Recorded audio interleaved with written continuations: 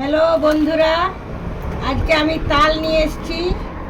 তাল দিয়ে বড়া বানাবো। এই যে তালটা পরিষ্কার করছি, পরিষ্কার করার পর চকটে চকটে এর থেকে মাড়ি বের করে আনা হবে। এই দেখুন, এটা হচ্ছে পাকা তাল। এর চোপাটা ছুলে পরিষ্কার করতে হবে।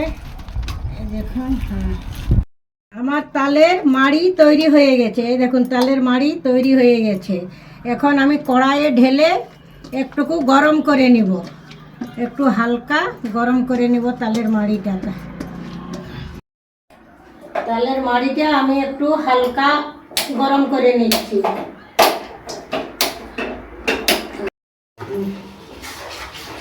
আমার তালের মাড়ি তৈরি হয়ে গেছে।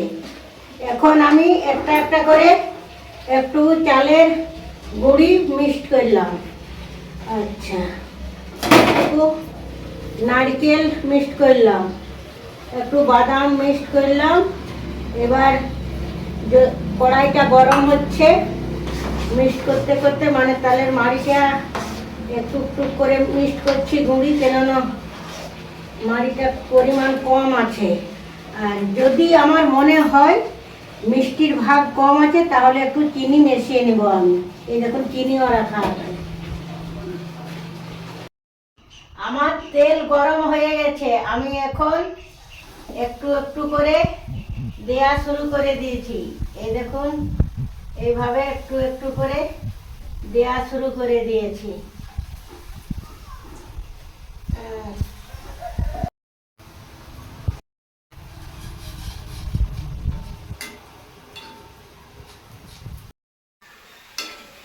একটু নাড়াচাড়া করতে থাকলে একটু তাড়াতাড়ি ভাজা হয়ে যায়। এই দেখুন, একটু একটু করে নাড়তে হয়।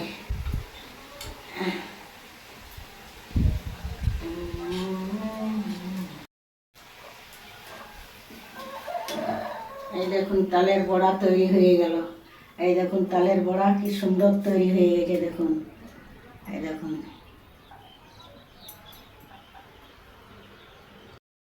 আমার তালের বড়া বানানো হয়ে গেছে। এই দেখুন, একটু যত্ন সহকারে বানালে তাল থেকে খুব সুন্দর বড়া বানানো যায়। এই দেখুন, আমার বানানো হয়ে গেছে।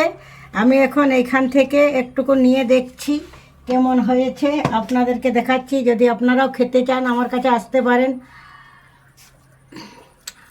খুব সুন্দর নরম হয়েছে তালের বড়া, খেতে খুব সুন্দর লাগছে।